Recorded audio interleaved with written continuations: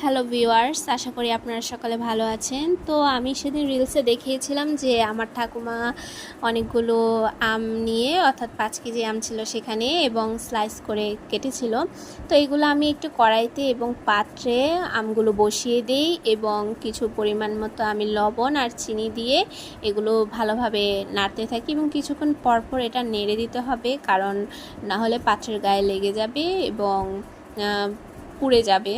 তো এর জন্য কিছুক্ষণ পরপর এসে নাড়তে হবে এবং একটা সময় দেখা যাবে যে নাড়তে নাড়তে এমনিতেই আমগুলো গলে একদম ব্লেন্ডার করলে যেরকম গলে যায় ওরকম গলে যাবে এবং চিনি দেওয়ার কারণে এটা একটু আঠালো হয়ে আসবে।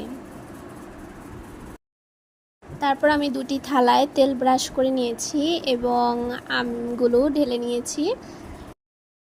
এটা আমি 4-5 দিন আমাদের ছাদে রোদে দিয়েছিলাম এবং জল গরম করে পাত্রের উপরেও রেখেছিলাম। তো এভাবে করে এটা কিছুটা শুকিয়ে আসছে এবং আরও রোদে দিতে হবে, কারণ এখনও দেখতে পাচ্ছেন একটু নরম আছে। তো এই ছিল আমার আজকের আমসত্ত্বার সহজ রেসিপি। ধন্যবাদ, ভালো থাকবেন এবং লাইক শেয়ার দিয়ে চ্যানেলের পাশে থাকবেন। Thank you.